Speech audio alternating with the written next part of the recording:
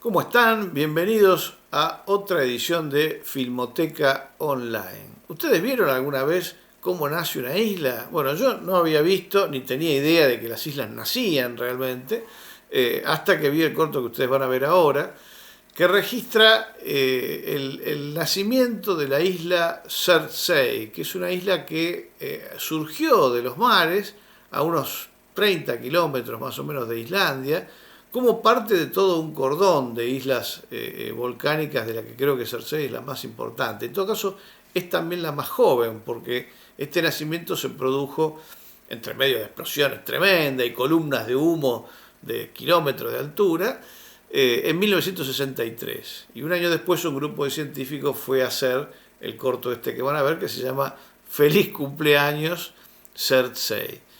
Este tipo de evento extraordinario es realmente aquello para lo que el cine está hecho, ¿no? Hay algunos cineastas también extraordinarios que lo han comprendido así, y viendo esta película uno piensa inmediatamente en tipos como Herzog, por ejemplo, a los que atrae justamente lo único, lo singular, lo extraordinario, ¿no? Y que consideran que el cine es para gastar en esas cosas, no para la banalidad de lo cotidiano. Esta peliculita está en francés, no tiene traducción, pero van a entender perfectamente todo lo que ocurre. Con esto terminamos otra semana más de Filmoteca Online. Nos vamos a reencontrar el lunes con más material rarísimo, aunque seguramente no tan explosivo como este de hoy. Que la pasen bien.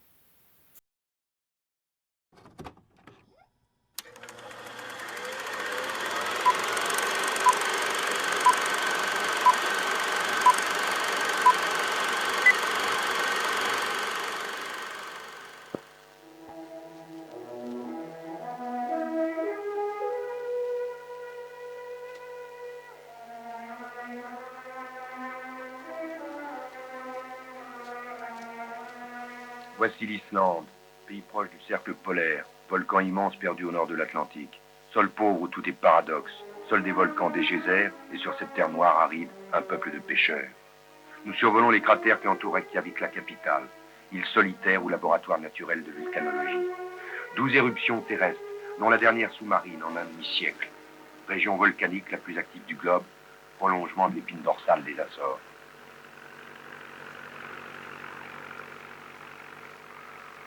Bon anniversaire sur Zé, volcan que nous appelions il y a un an île des Français. Aujourd'hui, frère cadet de l'Islande, ce monstre, tout aussi froid qu'en perpétuelle ébullition, entend asseoir d'une façon définitive sa place dans le monde terrifiant de la Terre, qu'il a directement engendré. Aujourd'hui, il ne repousse plus les hommes, mais fait corps avec eux, alliance de la nature. Le cratère est désormais fermé. Tel un élément déchaîné, le volcan n'a plus d'ouverture vers la mer. Il n'y a plus de lien intime. La nature reprend ses droits. On baigne les flancs du monstre, n'envahissant plus le cratère ou le cœur. Et la mer à nouveau, bateaux, pêcheurs, les mêmes que ceux de Loti. Désormais, de la lave solide coule. Les sables originaux ne subsistent que comme vestiges d'une douloureuse naissance. La vapeur d'eau remplace les éruptions d'hier, celles que nous avons connues. La première indication de l'existence d'un volcan. Puis, pendant 2 heures, l'eau de la mer s'est mise à bouillir. Et le volcan est sorti de 130 mètres de profondeur à 120 mètres au-dessus du niveau de la mer. C'était le 14 novembre 1963. Image de notre arrivée. Les cinéastes filment. Il y a un an, anniversaire, ils téléphonent à Reykjavik annonçant notre mort. La violence de l'éruption qui nous surprit nous condamnait en effet aux yeux des spectateurs. Et pourtant nous avons fait tomber le tabou de la peur. L'exploit sportif d'un jour deviendra travail scientifique quotidien.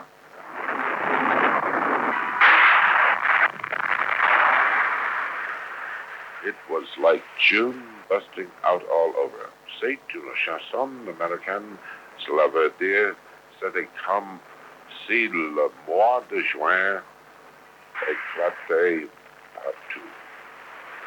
Le 5 décembre 1964, en effet, 3 alpinistes ignorants de la mer, Gérard Géry, Philippe Lafont et moi-même débarquions. Expédition passionnante mais combien dangereuse. Prenant pied sur le sol mouvant, joie pure de la découverte, une île au XXe siècle. Déployant le drapeau de la France, le volcan comme violet réagit. Explosion, éruption, nous avons peur. Nous nous éloignons, fiers cependant, sur l'embarcation frêle déportée sur des vagues au creux impressionnant. Apocalypse, où les éléments n'ont plus de sens. Tout est inhumain, déchaîné, violent.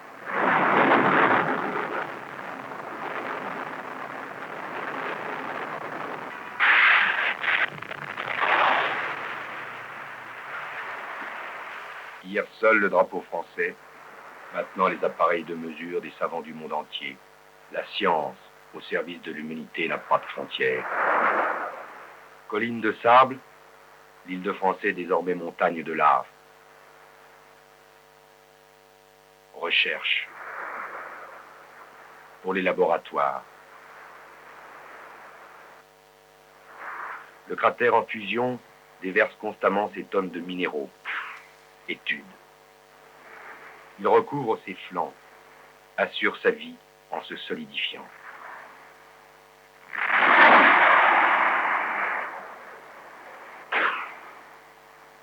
Sidérurgie en mouvement perpétuel.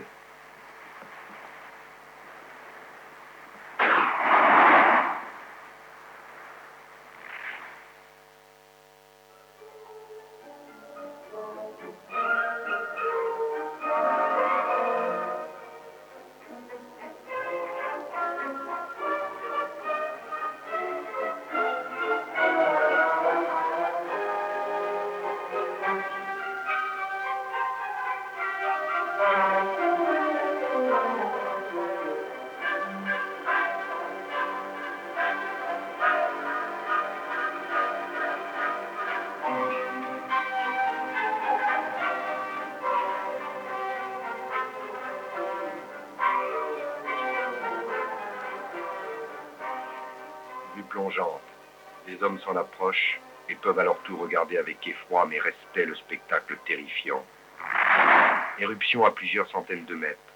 Fonderie hors de l'échelle humaine.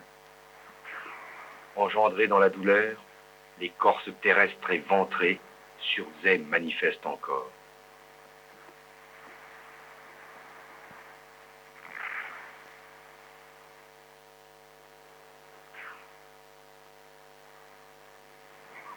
Nous allons le quitter. Désormais, nous savons que quelles que soient les forces contraires, il résistera, aura sa place sur la carte du globe.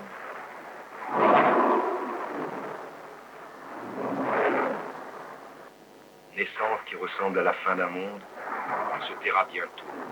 Paradoxe. Les bruits d'aujourd'hui, son silence demain sera l'assise définitive de sa vie mortelle, car il n'y a point de mort pour la terre des hommes.